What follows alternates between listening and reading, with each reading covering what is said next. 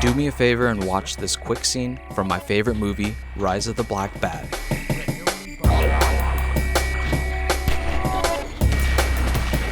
What I want you to focus on is the muzzle flashes emitting from the guns. Most people will notice something off about it, but before we discuss it, watch this scene I filmed myself.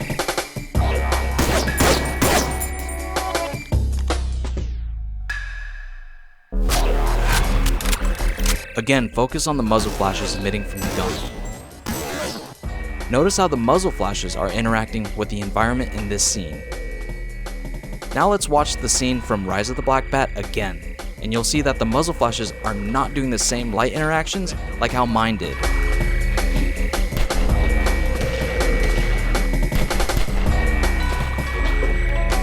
This effect was achieved practically and mostly in camera. Here's how I did it. So here I have a tracer unit, and this is a like a muzzle flash that you put on your airsoft guns. And I've been trying to experiment with some things here where as you can see, I'm poking it right here, it flashes. And that's pretty much what this tracer unit does, is that it's supposed to kind of simulate like muzzle flashes. And you guys know how much I really enjoy my muzzle flashes. So the idea is I stuck a little piece of tape right here, as you can see, and you're not supposed to put a whole lot in there, right? And I kind of just taped it on the back right here, and then you screw it on the end of your airsoft gun, and basically whenever the airsoft gun kind of shoots its air out, it flaps this piece of tape, which actually does work really well. So here's your reference of how I use this piece of tape, and it's really not a lot. It's electrical tape, and again, you just stick it on your at the back of your tracer unit, and you screw it on the end of the muzzle of your airsoft gun, and then basically whenever it flaps, it will flash for you like this.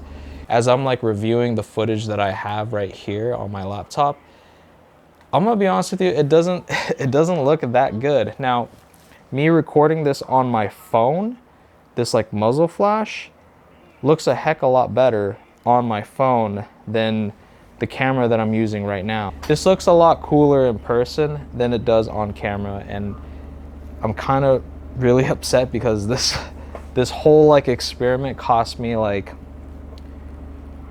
$600 and a whole week of my time. I kind of messed up one of my guns, unfortunately, and I'm kind of taking the L on it. It's just the stock is the battery's stuck on the stock, and there's really not a whole lot I can do about it. But this whole experiment, I don't know how I feel about it. Was this a pass? Was this a fail? Let me know what you guys think. But even like I said, it looks cool on my phone camera, and I don't know if it's a setting on my camera, if it's lighting conditions or whatever that will make this look a lot cooler, but this is a little bit unimpressive to me. Now, I'm gonna turn off the lights right quick, and I kind of want to see if it's a lighting thing, maybe less light, right? So we have this right here, one of my little baby lights, phenomenal light, by the way. And then maybe this will make it look a lot cooler. And honestly, it does not look cool at all. Okay, so let's turn off the other light, my fill light. And I can't really see, if I'm gonna be honest with you. So we're gonna turn off this fill light right here, and let's see if it's pitch black will make a difference. Ooh, can you see my face? That does. I'm poking this constantly, and I can tell the shutter speed is not helping with my camera. So we're gonna turn this back on, and we're gonna turn this back on, my fill light. Ooh, pretty. So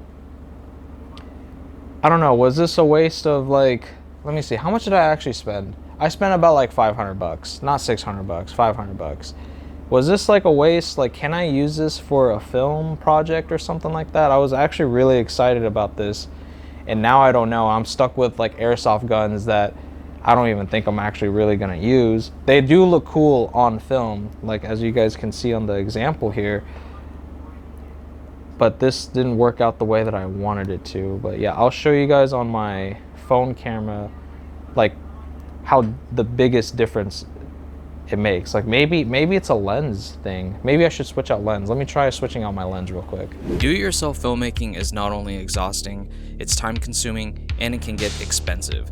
To stay fueled through these long production days without wrecking my budget, I've been using W Energy. At around $1 per serving, it gives you 150 milligrams of clean caffeine packed with vitamins and amino acids. Zero fillers, zero crash, and made in FDA-compliant facilities. If you want to grab a tub, click my link below and use code DORACHOW at checkout to get a discount. It saves you money and directly supports the channel. Now, let's get back to it. All right, we switched our lens. Let's see if this like actually makes a difference. Like, does this look cooler? It actually kind of does. Like I switched to my what's it called? My fake anamorphic lens. My Madi lens. This is my Madi lens. Fake anamorphic lens. This actually makes it look a lot cooler, if I'm gonna be honest with you, but it still has like that shutter speed, which some filmmakers really like, that shutter speed. Or like that where the light gets cut in half because of the shutter speed.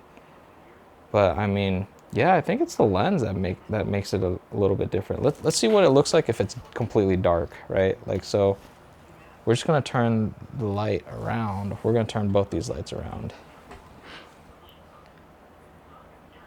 Does this look cooler? It does look a lot cooler. Oh, wow.